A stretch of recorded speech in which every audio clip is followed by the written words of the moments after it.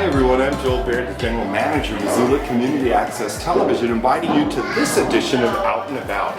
We're here at the Missoula Butterfly House in Insectarium with Glenn Marangello. Glenn, thanks so much for being here. Yeah, thanks for having us, or coming to us. I was visiting you guys last time. Right? Yeah. So you were in our studio.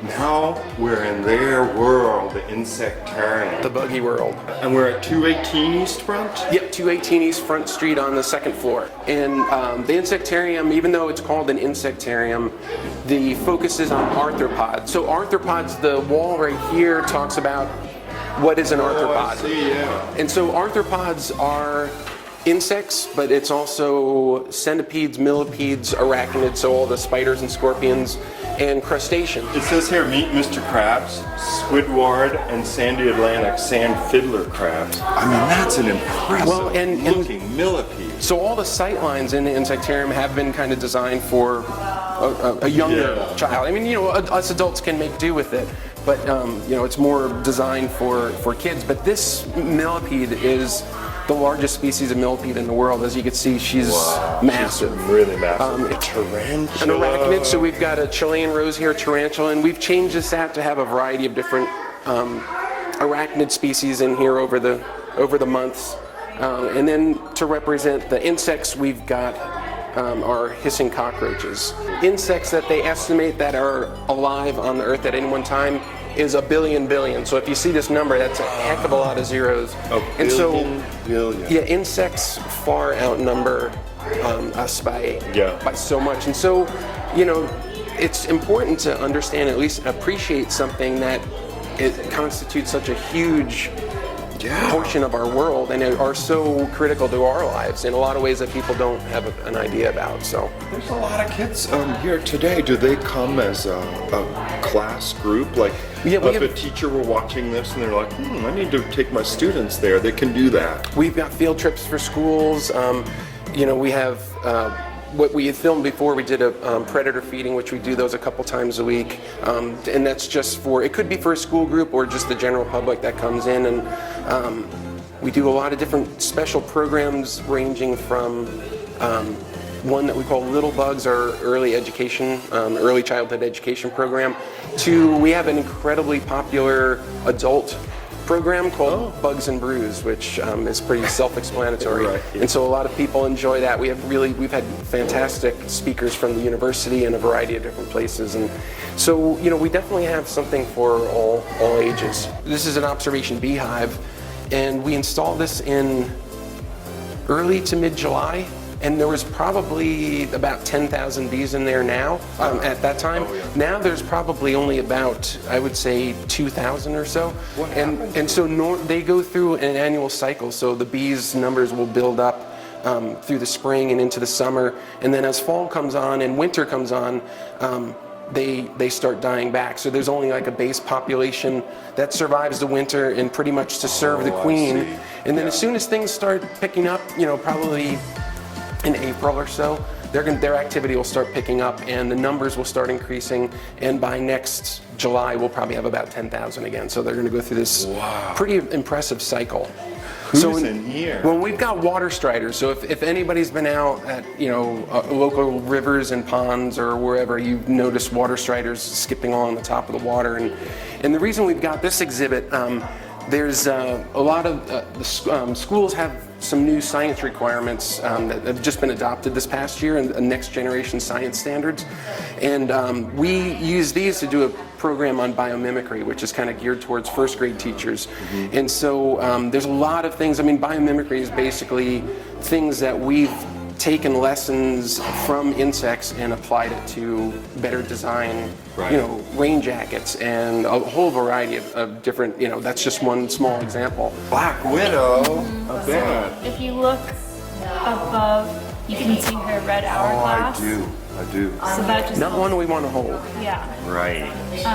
So that just helps people identify like what a real black widow, true black widow. The real Black Widow is a lot more plump. And they're sizable. Yeah, they're definitely sizable. Well, and so this opens up a whole nother thing. So, because brown recluse and hobo spiders are the ones in Montana that everyone is afraid of. Number one, just scratch brown recluse off your list because we don't have them in Montana. Oh, but see. for whatever reason, people insist, yep, we've got brown recluse here. Nope, we do not. Hobo spiders have gotten a bad rap because their common name is aggressive house spider. They're not aggressive. They're very fast. Most of my guys seem scared. They're just they're not going to go after you. And then there was kind of a rumor. Well, it was actually more than a rumor because it was unfortunately incorrectly substantiated in some medical journal that their bites cause necrotic lesions, like if you were bitten. Which means your flesh wastes away. Basically melts away. And they don't. In the case where it's been suspected that there was a spider bite and there was a necrotic lesion that started, it's because of this bacteria that gets into the spider bite, so it's not from the spider bite.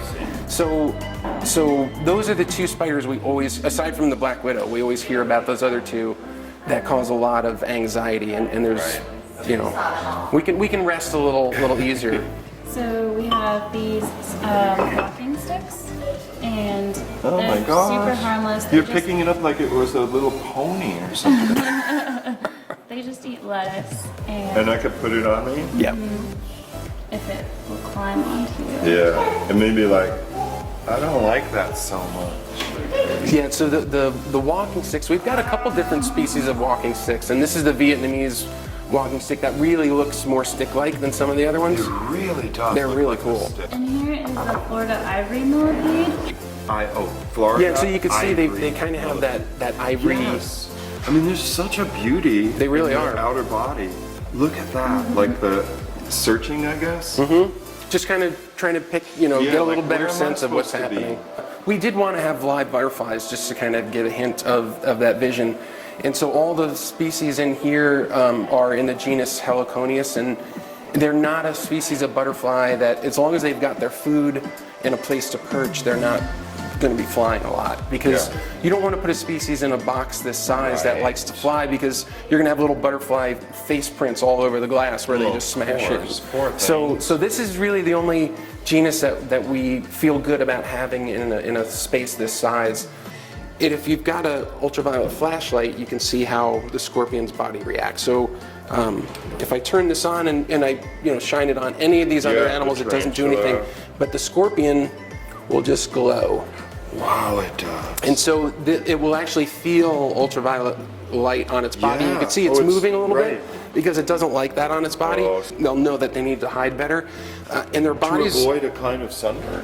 or well, just to Oh, I because see, they're to avoid visual detection. yeah, because they'll come out at night, and so that during the day they just want to make sure they're hidden. Yeah. But actually at night, they only need to eat like once a week or maybe even less. So their bodies will be able to tell how bright it is out at night. So if it's a full moon, it might be a night that a scorpion doesn't want to go out because they're going to be visible to things that might want to eat them. So generally they'll sense how dark it is out at night, and they'll wait and they'll go hunt on a dark night. Using their ultraviolet detectors. Yeah, because they'll sense how bright it is at night, because moonlight is just reflected sunlight, so that's got UV in it. Well, I want to thank you guys for going along on this trip through the Butterfly House Insectarium right here in Missoula, and I hope to a degree it's intrigued your curiosity and hasn't turned you away in fear. So Glenn, what do you think?